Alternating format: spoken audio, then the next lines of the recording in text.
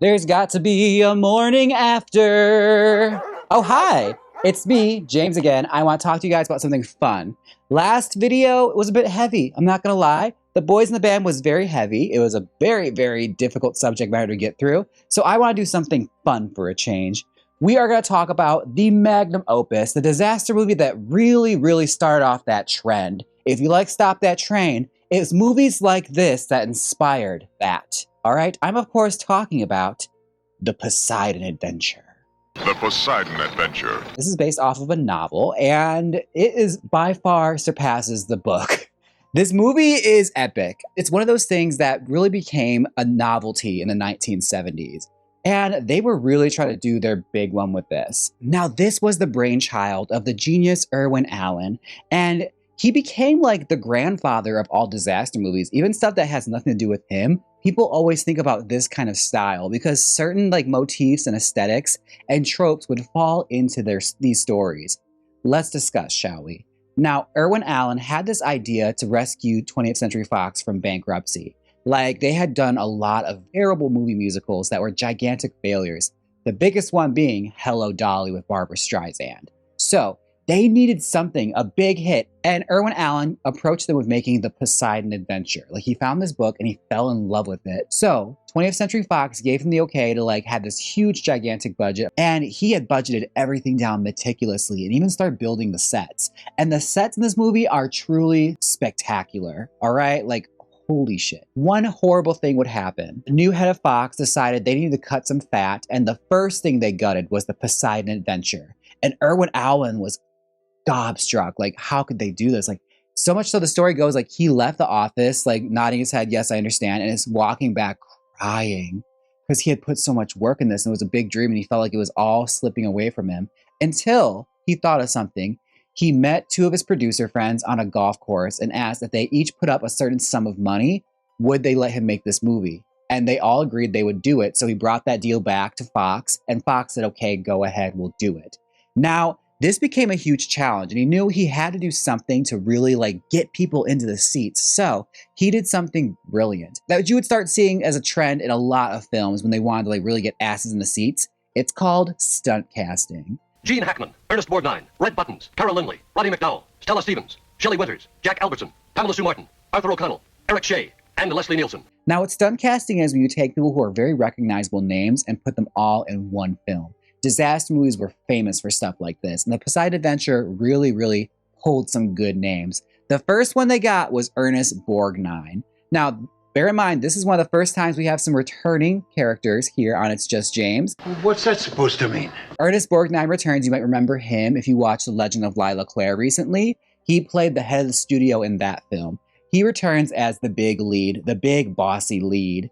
We also have returning player Shelley Winters from The Night of the Hunter. That woman like me can climb. She plays Mrs. Rosen, and she gained like 30-40 pounds for this role. She was a very serious method actress, and the character she's supposed to play was a very heavy-set older woman, so she wanted to look that part, and we'll get into it, especially like how dedicated she was to this role. She truly is like the meat, no pun intended, of this whole film.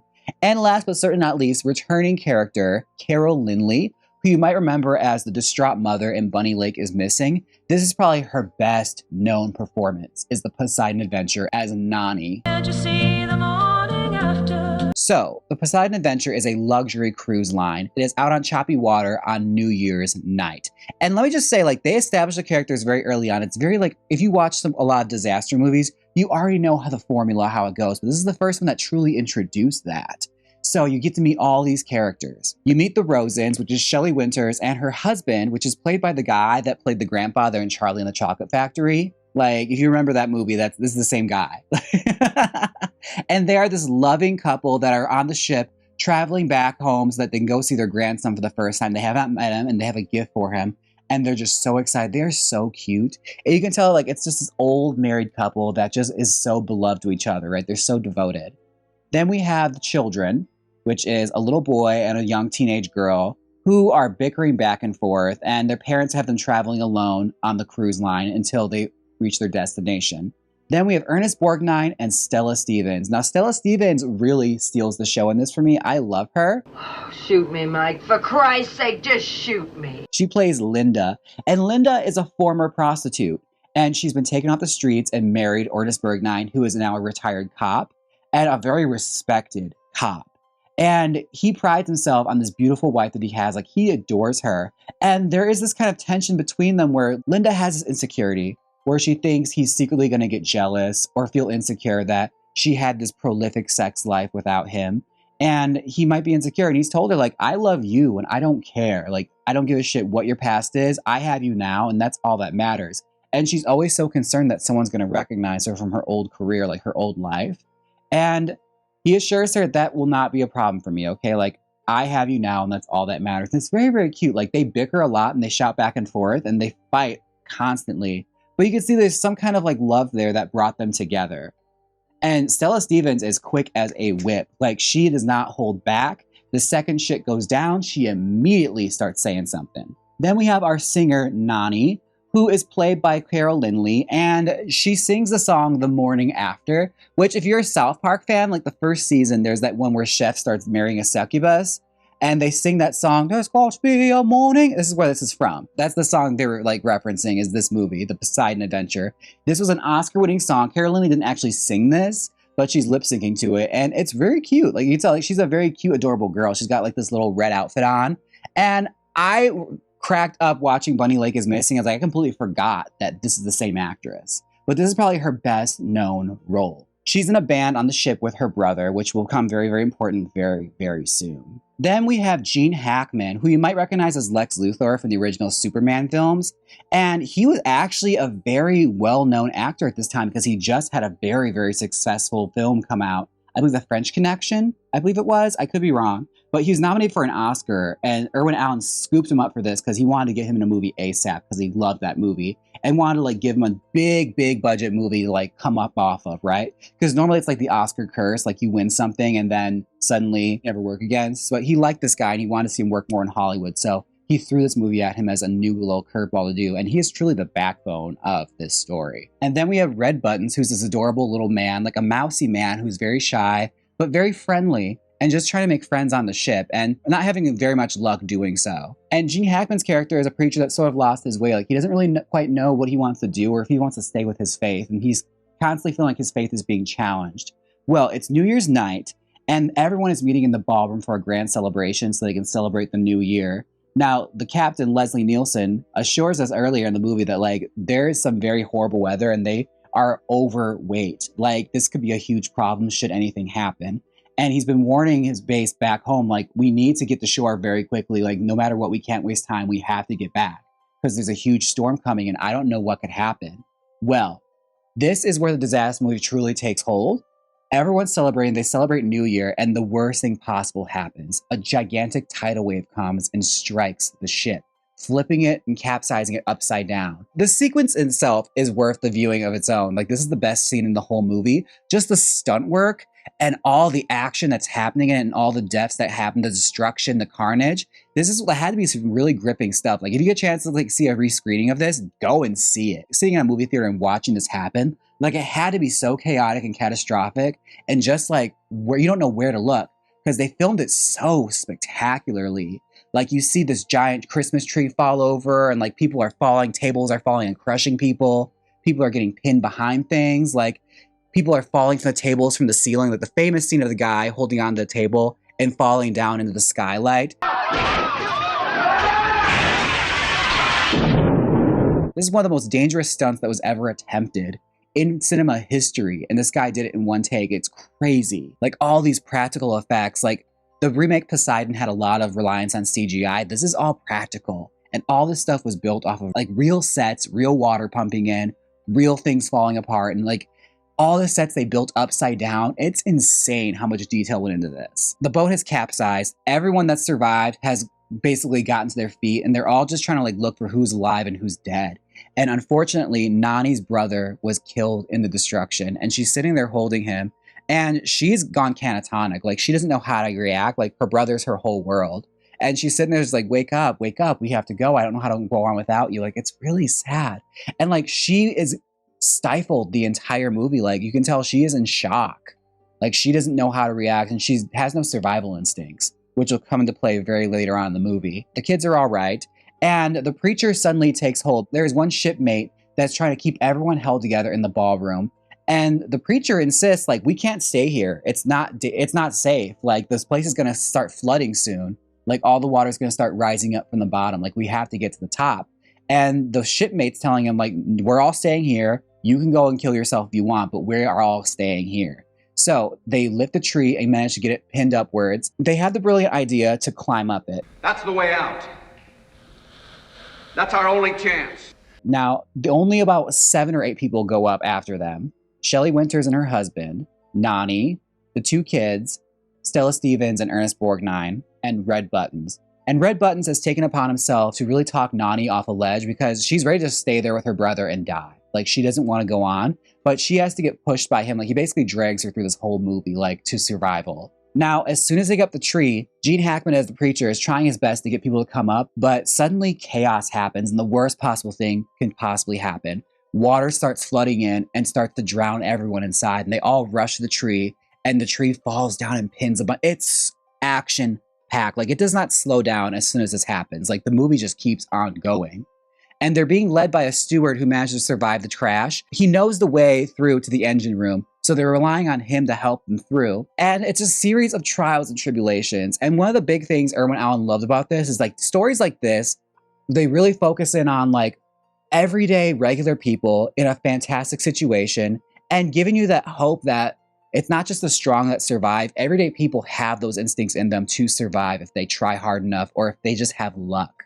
And this is one of those movies that really, really gets you gripped. Like, as soon as the ship flips over, you're going to be invested. And the performances are top notch. This movie got hit with a lot of criticism because they said everyone was, like, a bit on the cardboard side. But I think it had to do a lot of the fact that, like, they were such big name actors and so recognizable. They couldn't really dismiss that from it. Where you don't really have that issue anymore. Like, a lot of these people, they're not as famous as they used to be, so you can just watch this and really enjoy them as characters. The first trial they get to is they have to climb up a large ladder, and they're all going through a little mine shaft, and Shelley Winters is constantly making digs at herself, saying, like, she's too fat and she's too old, she can't do this, like, she's too slow. And even Stella Stevens is just like, I'm gonna go before her because I want to get stuck behind fat ass and get drowned. Like, she is such a bitch. And you can tell, like, she just wants to, like, stay alive. And my favorite scene, I didn't mention it, is, like, when they have to go up the tree, Stella Stevens in a long evening gown, and he asks her, like, you're gonna have to take that off. Like, do you have anything else to change? She's like, do you have anything on under that? She's like, just panties. What else do I need?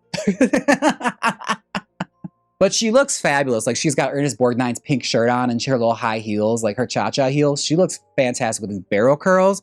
I live for Miss Stella Stevens in this, like, for obvious reasons. But their big challenge first is climbing up one of the shafts, and it's flipped upside down, and there's boiling hot water underneath them. Like, they cannot fall or they will fall to their death, right?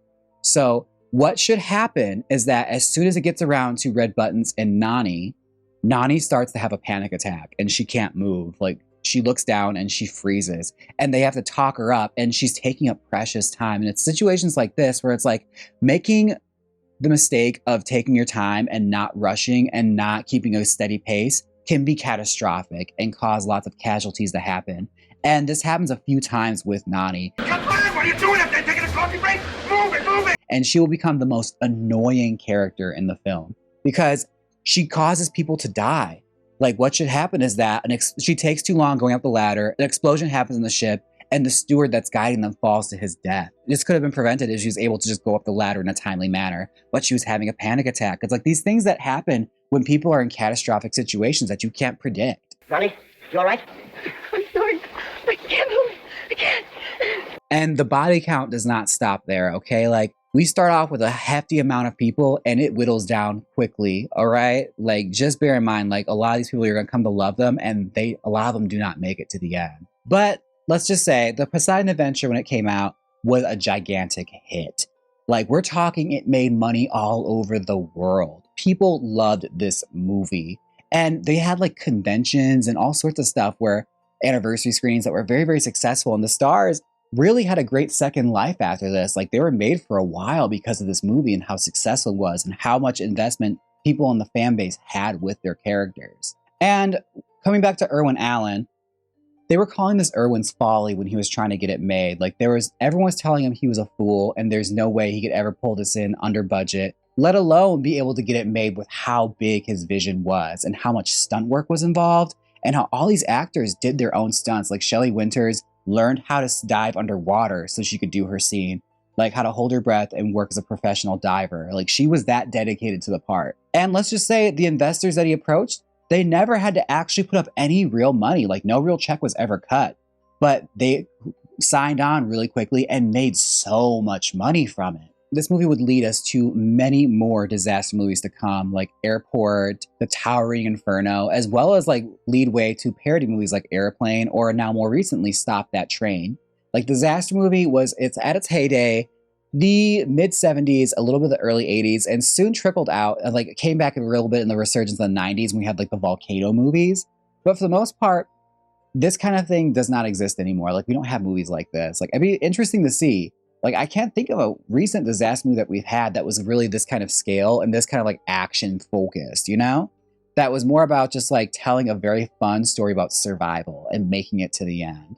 Because essentially what this movie is, it's a maze movie. You have to make it all the way to the end and you're going to see who actually rises to the top and who manages to survive. It'll surprise you who manages to make it to the end. Let me know if you saw this movie in theaters. Like I have to know, like how mind-blowing was that? Like I just got to know. Because the movie nowadays is looking a bit of a camp gem, but a very entertaining one. Like I said, like people dismissed it saying it was like kind of crudely acted and the characters were kind of hollow. But I think it's what I like about it because like there's so much going on and the sets are so mesmerizing and the special effects are so captivating. Like it's all real practical effects.